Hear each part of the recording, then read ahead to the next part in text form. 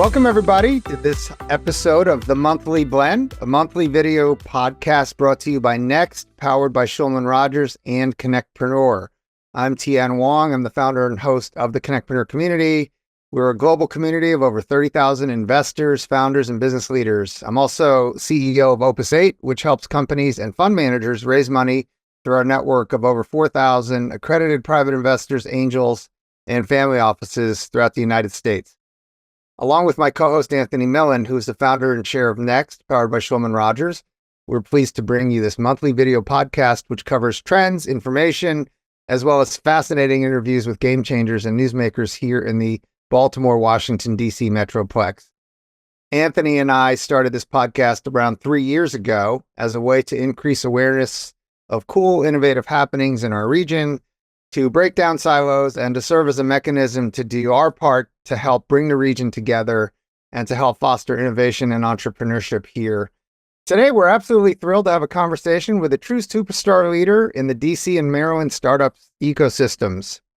We have Troy LaMail-Stovall, who's the CEO of TEDCO, the Maryland Technology Development Corp. Troy, welcome. Ian, Anthony, thank you for having me. Thank you for your support of the ecosystem and for TEDCO. And I'm sure we'll talk about it for, as we record this, we just finished up Expo and you guys were a big part of that. So thank you for your support of that. So again, I'm ready to chat. Thank you so much, Troy. Now I'd like to kick things off by turning things over to my co-host, Anthony Millen. Anthony is a serial entrepreneur. He's a venture capitalist, as well as one of the nation's leading startup attorneys. Anthony is the founder and chair of Next, powered by Shulman Rogers, which is disrupting the way that legal services are being delivered. Next has a unique fixed price structure, which allows for expert legal advice where startups and early stage companies can manage their legal costs. Over the last 3 years, Next has been recognized by winning some national awards, including Legal Week's Startup Emerging Law Firm of the Year, as well as the American Lawyer's Most Innovative Law Award, and Legal Week's Most Innovative Legal Department Award. Welcome, Anthony. Great. Well, thank you, Troy, and thank you, Tien. Troy, it's great to have you with us today. And, one of the places that we wanted to start today is you really sit in a very unique position, really seeing across the entire ecosystem with all of the different things that TEDCO does, and in your role as CEO and leading TEDCO. And we'd be really interested to hear your sense of the startup ecosystem and just entrepreneurial climate this past year in Maryland and our region. 2024 represented my fourth year leading up TEDCO. And so I think it's an important look back because I think we can finally say the remnants of COVID are finally, are truly behind us, but we're dealing with the consequences of that. And I think 2024 was that. I think we're going to see 2024, maybe after 25. That's kind of a pivot as we all figure out how to really make this remote thing work and this hybrid thing work and what that really means. I think we're starting to see understanding the redefining of work and what work means for the generation that, and I put an age, but, kind of in that 40-ish and beyond. I think they're redefining what the definition of work is. And so I think as we see all these things come together, I think the workforce is rethinking, itself and how it wants to mature its way. And so all those things come into the entrepreneurial ecosystem with the innovation. And again, by the way, gentlemen, I think you all have heard me say I separate the innovation ecosystem from the entrepreneurial ecosystem. They feed one another, but they are separate. Because innovation is about, bringing something cool and new and thinking about it. Where entrepreneurship is actually the risk taking that you two have done to bringing that coolness into marketing, frankly, trying to make money off of it. And so I think there has been, again, thinking about what the consequence of COVID, but as a state, to your question, as a state, I think we're starting to realize, as a double, like, what we really have. We still are a very immature ecosystem, and that's not been in a negative. It's just meant that we're still in that early start, of building our muscle mass. And so it is like building a muscle. We have to do things repetitive. And so I think, to answer your question directly, Anthony, I think we're on a wonderful trajectory. When I see the investment that we made, when I see outside investors coming into the state and starting to look at some of the opportunities that we have in the state, that's really good to see. We're starting to act as an ecosystem. One of the great things that we happened in 2024 was the Tech Hub designation, led by our friends over at GBC and Mark Thomas with great leadership. And because when I first got here 4 years ago, when these federal grants were being awarded, we literally had 10 submissions from Maryland for various federal programs that were happening. In this past year, we've gotten those down to 1 to 2. We're starting to act like a region. We're starting to behave like a region. That doesn't mean we're going to win them, and I get that. But we're starting to understand that we can't submit 10 things for a state, as I like to joke about, that, if I'm from Texas, and, if I want to drive across the state of Texas, I got to pack a couple of sack lunches and an overnight bag. If I'm traveling across the state of Maryland, I need a couple of Diet Cokes, and I'm good. And the state is 6 million people, which is basically the metropolitan area of the city of Houston where I grew up. So we're not that big, but we've got an amazing set of resources. And we're starting to act like not just we have those resources, but acting, Anthony, as I close, that we can act as one. And the Tech Hub designation showed us that.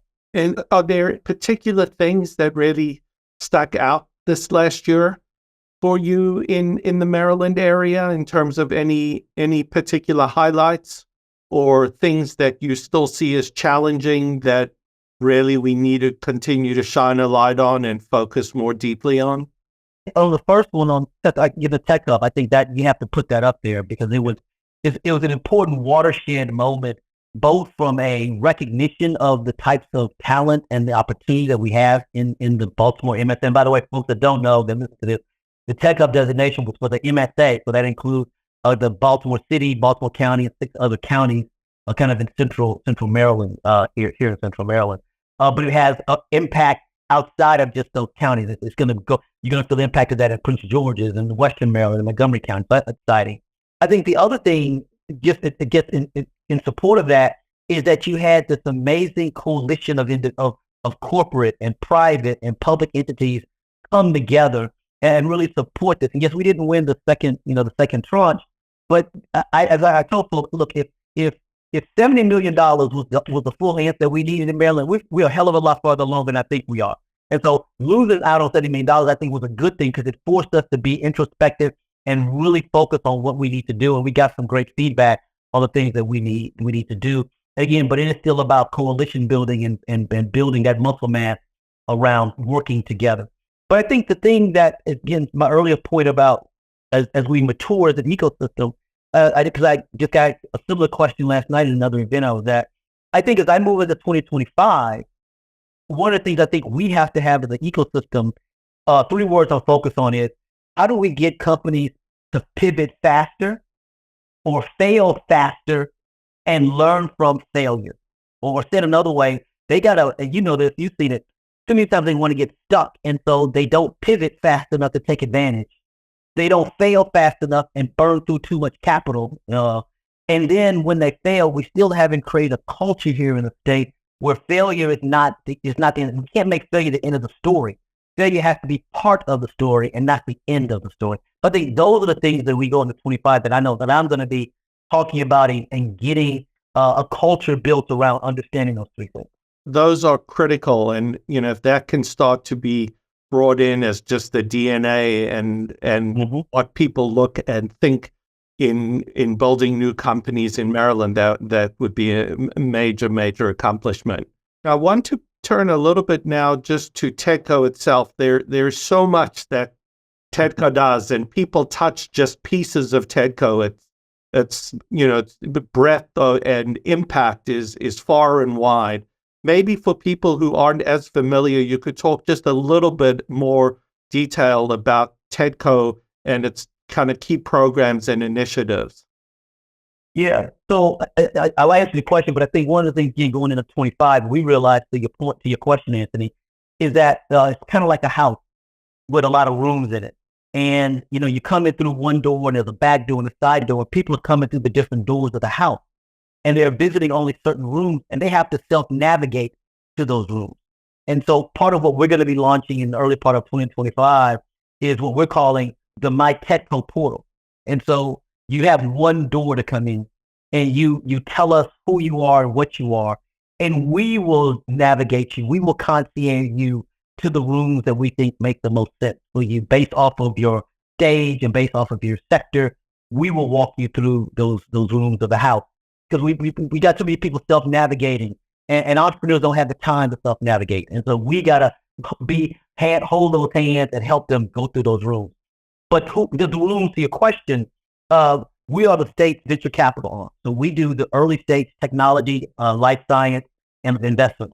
And so we're writing checks. Actually, we just announced it at Expo. We're going to be writing checks as small as $25,000 that friends and family around that people really need, all the way up to $1.5 million, $2 million in our venture fund. And we can stack the money along the way across our social impact seed and venture funds. And as I think about it, and so when we don't just write the checks, we help them. We surround them with people like Next. We surround them with people like TN. We give them whatever resources they need. If they need, I just visited 4MLK, which has an open up there. I got an unofficial tool, a new facility we have in downtown Baltimore, the University of Maryland, Baltimore, that's going to bring amazing capacity for our life science companies to be able to do the type of work that they need. And so as you think about all that, so we're writing checks and we're surrounding them. There are three kind of pipelines that we do to feed us. The first pipeline is our university, primarily our research institutions here in Maryland, which are Johns Hopkins, University of Maryland College Park, University of Maryland, Baltimore, Baltimore County, and then Morgan State, HBCU. But we're also experimenting with Bowie and with Frostburg because we recognize that research doesn't always lead to innovation. Entrepreneurship, we shouldn't just be focused on those 5 institutions. Innovation just doesn't happen there. Innovation can happen at a Bowie, at a Frostburg, hell, it can happen at a community college. And so we're experimenting with other models to get at that pipeline. The second pipeline is our federal lab. We have a plethora of federal facilities here that say more than any other state, but the challenge to your point is we've not done as good a job in doing the tech transfer out of that. And so one of the cool programs that we do have is our SBR, SBR match. We're now one of the 20 states in the country that will match phase 1 and phase 2 monies that folks get from that. And then we have a lab that's one of the best in the country to facilitate. The lab is such that individuals that go through, particularly people of color and women, have a 60% higher rate of success than folks who don't go through our federal lab. So we're very excited about that pipeline and how do we reignite that and ignite that to be even more. We have another pipeline that people don't maybe know about around our stem cell research. And so we do a lot of investment into stem cells. And so that translates into companies, into medicines, into cures. And so how do we bring those investments on those research dollars and bring those into the marketplace? And so we're excited about that. And the last one is the one that most people know about. It's the guy or that gal in the garage. It's the guy or the gal that's got the back of the napkin idea. It's the guy or the gal that just has a cool idea. And so we have all 4 of those pipelines. We bring them through, how we think about it. And then we think about if they're a fit, we get them funding or get them ready to be funded. And if it's not us, we hopefully find a place for them to be funded. And we help them to that growth, to the growth platform. So it's a really exciting plan. We're one of the best in the country at it. Where PitchBook named us the number 5 or 3 venture capital firm on the East Coast. That makes us top 25, 30 in the country. That's all venture capital firms, not just, these state entities that we are. We have had amazing impact across the state, almost $3 billion of impact to the state. And we continue to grow. We know that number is understated. And we also know we're the number 1 ed tech investor in the country. One of the top investors in fintech, one of the top investors in life sciences. So we do we're not a venture capital firm per se, but we use venture capital principles to effectuate economic impact for the state of Maryland. Now, I'm sure a lot of states around the country are going to be looking at case studies of, it's just absolutely amazing what you and your team are all doing in Maryland. So now we'll kind of turn our vision to kind of looking forward in the state and in TEDCO for 25 and looking forward, and I'll hand it back to Tien. Thank you so much, Anthony, and thank you, Troy. I learned something new from you every time we chat. Way by all of the things you guys are doing. So I was going to ask you what are the key priorities and opportunities for TEDCO, and you've articulated so many of them. If you had to pick a pet project or pet initiative or two, what would they be? Yeah, I think, TEDCO's been around for 26 years. And, I'm an engineer, computer scientist by training. And, there's very few technologies that have been around for 26 years that don't have a version 2, 3, 4, 5 to them. The only one I can think of maybe the telephone, the old POTS line, people still got the old rotary dials. And so my point being is that I think we're having conversations with the governor, with legislators about how do we make sure that we're still relevant, that we can still have impact 26 years from now. I don't think I'm going to be in the chair, but 26 years from now, that we still have relevancy. And I think one of those, I think around three of them, Tian, is one is we have a structure right now, and we can only invest in Maryland-based companies. What that means, basically, without getting too legally, is they have to have their employment base in a space, here in the state of Maryland.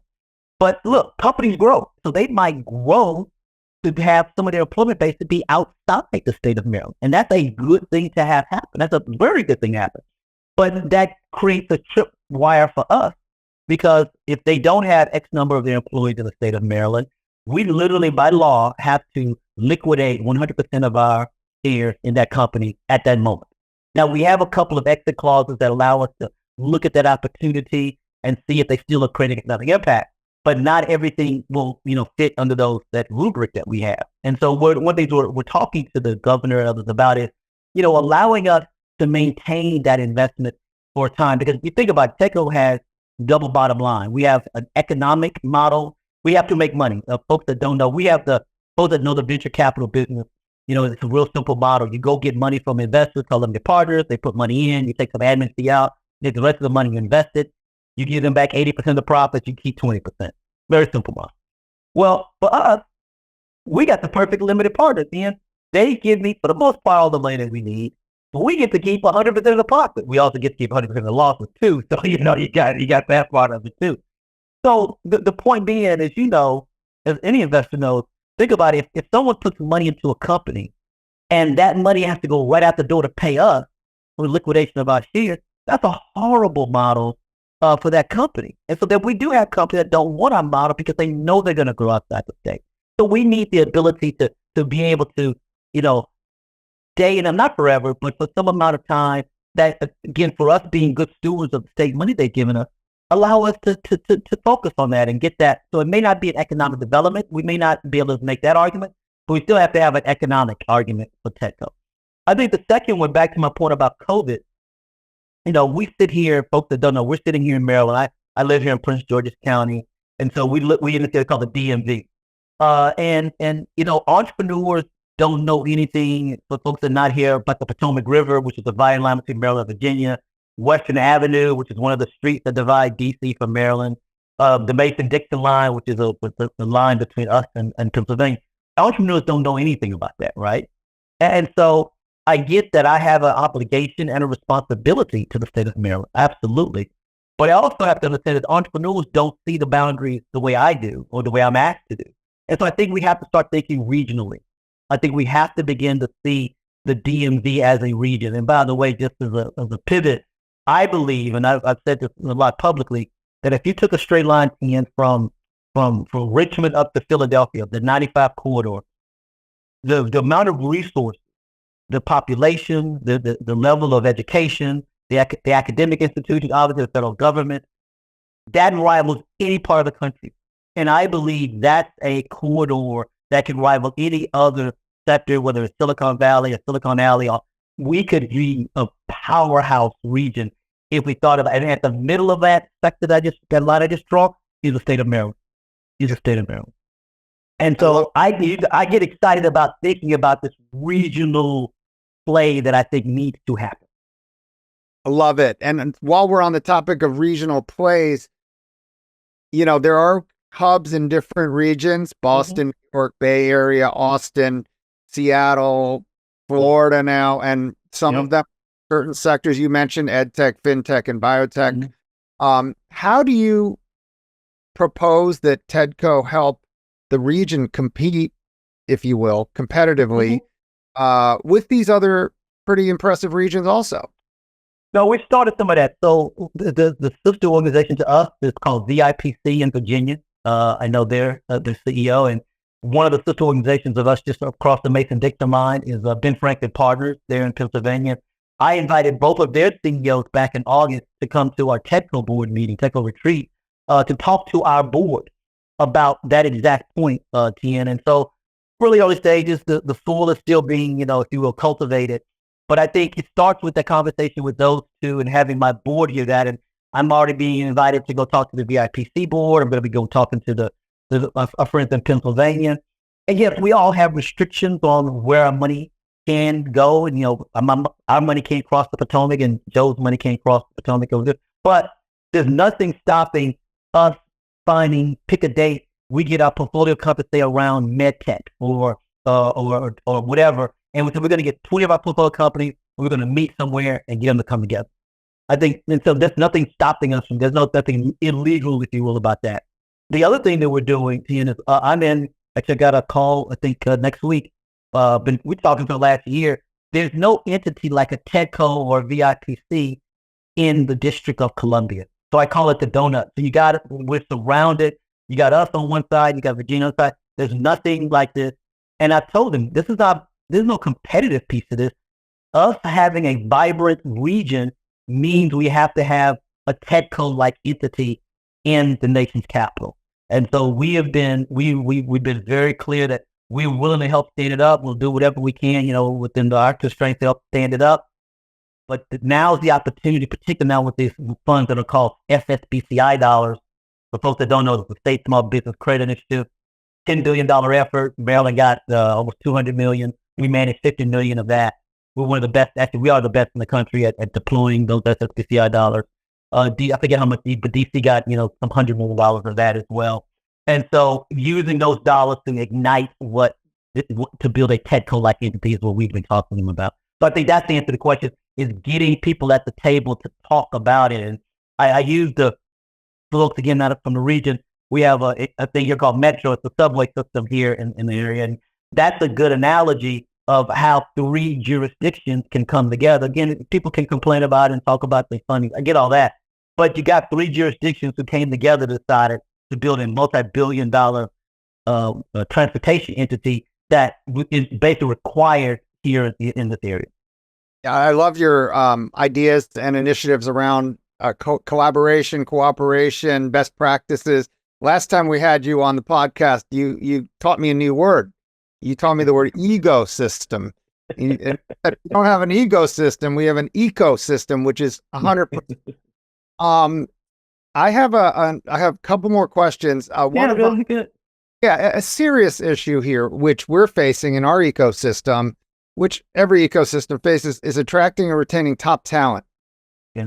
And we can have money, and that's important, but we also need people, right? So, are there anything that our audience needs to know about what TEDCO is doing to address this issue in the Maryland, DC? The challenge you have is both at the top and the bottom. At the bottom, it's simple.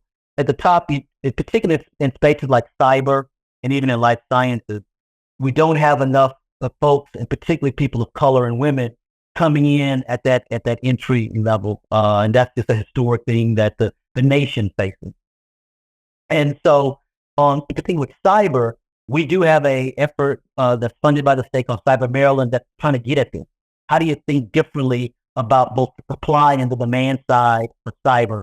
How do you begin to look at credentialing differently? How do you think about how hiring happens differently? How do we think about the training pedagogy differently? And so we're trying to be innovative around this. And so we've got some funds and we've got some reports that will be coming out on that end of it. And I think the same thing happens in life sciences, that you just don't have enough people coming at the beginning stages of this. I think on the mid and the upper levels, that's actually a huge issue. I don't know, particularly in life sciences, and I equate some of this back to the immaturity of the ecosystem. And I talk about this 3 things that I have about immaturity. One is we don't have, and I know we've had a few companies that have done this, but we don't have the true PayPal effect.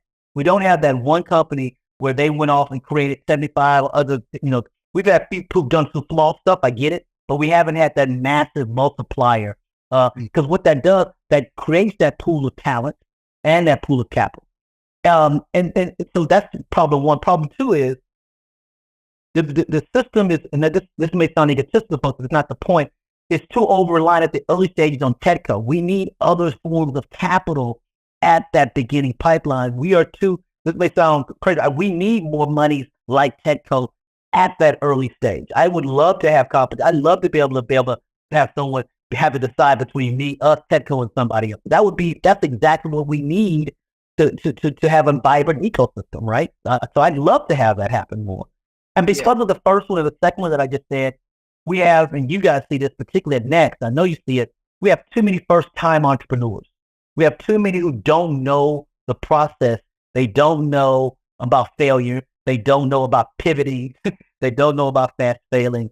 And more important, they don't know about the word no. That the word no they're going to hear 100 times or even 1,000 times before they get to a yes, particularly if you're someone of color or a woman. And so because of all of that, Ian, that actually exasperates your question of the talent, because here's the real issue. Here's one of the issues. This great, I'm my age myself, and I wrote an article about this, that, Popeye, when he ate spinach, he became super strong, right? And kryptonite could be this little pebble that could cripple the strongest man, in the comic universe. And the thing, Tien, that could be your spinach, if you shrink, can also be your kryptonite. And I think the federal labs are that. We have this massive federal facilities that are here. And no disrespect to anybody at the federal labs, but if you go to a federal lab, like I said earlier, to be an innovator, to be a great innovator, you don't go there if you want to take on risk and be an entrepreneur. That's just not in the DNA. And some of that DNA has leaked out into the rest of us. And so we are great innovators, but we're not super entrepreneurs, because we love to play around with the toy as long as we get to keep the toy and we ain't got to share with nobody or make it for yourself. And so that's also that's created this shortage of talent that you talk about, because we got smart people. There's no question we're one of the smartest states and the most educated state in the country. But those folks don't want to take on risk. Yeah, and I don't want to understate what you guys are doing with your huge battery of dozens of super experienced mentors, which is thing that, people I know several of our companies have benefited tremendously from the mentors that you guys have provided, and also from the work that My Next Raise and Next is doing. That'll bridge the gap between sort of first-time or second-time entrepreneurs and getting to that next stage and getting the knowledge so they can avoid mistakes, And I'll you out what you do as well. I mean, you bring folks together, you bring our ecosystem together, you do it regionally so people don't feel like they have to drive to get to somewhere. You bring us together, you have the right set of people, and we need those types of things. That we need more of that. We don't need less of that. We need more of those convenings where we can have those people so entrepreneurs can see the resources that they need and get access to the people that they need to actually get access to. No, 100%. I know we're coming up against our time limitations. Ask a final question, which is, Troy, you guys have done so much for the market, and there's so many people that want to jump in, get involved. There are people that are in the ecosystem that are learning new things from our conversation today. How do people get involved with TEDCO? Like, how can they capitalize on the opportunities?